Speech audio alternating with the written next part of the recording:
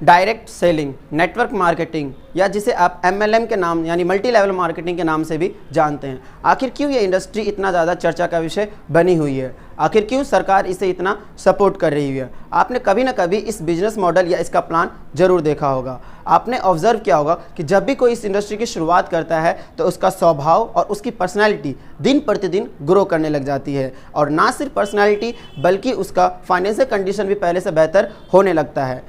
ये सब देखकर आपके मन में ये सवाल जरूर आता होगा कि आखिर ये इंडस्ट्री इतना पैसा देती कहाँ से है। चलिए जानते हैं। अब तक प्रोडक्ट हमारे घर ट्रेडिशनल मार्केट प्रोसेस से पहुँचता था। ट्रेडिशनल मार्केट प्रोसेस क्या होता है? मान लेते हैं आपने कोई प्रोडक्ट खरीदा जिसकी कीमत 100 रुपये है। अब आप बताइए कि जो प्रोडक्ट आपने 100 रुपये में खरीदा, क्या वह फैक्ट्री में बना होगा तो उसकी कीमत 100 रुपये होगी? जवाब होगा बिल्कुल नहीं।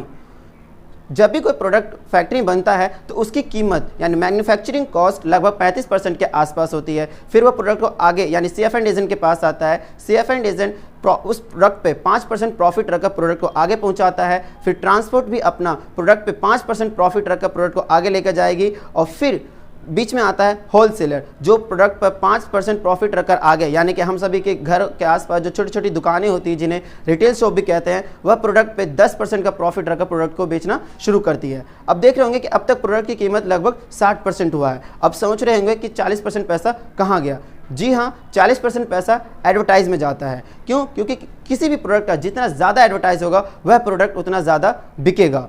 और ये आपने कभी ना कभी अपने टीवी पर एडवर्टाइज जरूर देखा होगा, और वह एडवर्टाइज कोई और नहीं बल्कि आपके मन पसंदीदा सेलिब्रिटी कर रहे होते हैं, और वह इन चंद सेकंड के एडवर्टाइज के लिए लाखों करोड़ रुपए चार्ज करते हैं। और ये जो पैसा होता है वह प्रोडक्ट की लागत में जोड़ दिया जाता है, जिसके कारण प्रोडक्ट की जो कीमत होती है वह लगभग 40% तक बढ़ जाता है, और ये इसका पूरा भाग एक आम उपभोक्ता पर आ जाता है। अब जानते हैं कि डायरेक्ट सेलिंग ऐसा क्या करती है कि यहाँ पर लोगों को प्रोडक्ट खरीदने के बदले पैसा मिलना शुरू हो जाता है। डायरेक्ट सेलिंग की खास बात यह है कि यहाँ पर आप जब प्रोडक्ट ऑर्डर करते हैं तो वह ऑर्डर सीधा कंपनी के पास जाता है, और कंपनी प्रोडक्ट को फैक्ट्री से सीधा आप यानी कि कस्टमर के घर पहुंचा देती है। और बीच में जितने भी बिचौलिया होते हैं यानी कि CF and agent, wholesaler, transport, इन सबको क्या करती है? ख़त्म कर देती है, जिसका जो खर्च होता है वो बच जाता है, और इस खर्च को वह अपने डायरेक्ट सेलर यानी कि डिस्ट्रीब्यूटर, जिसे आप कस्टमर भी कह सकते हैं, उनमें बांट देती है। तो अब तक आप बहुत अच्छे से समझ चुके होंगे कि डायरेक्ट सेलिंग पैसा कहाँ से देती है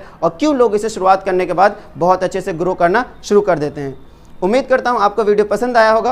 वीडियो पसंद आया तो प्लीज़ वीडियो को लाइक, शेयर और सब्सक्राइब जरूर कीजिएगा, और वीडियो कैसी लगी कमेंट करके जरूर बताइएगा। धन्यवाद।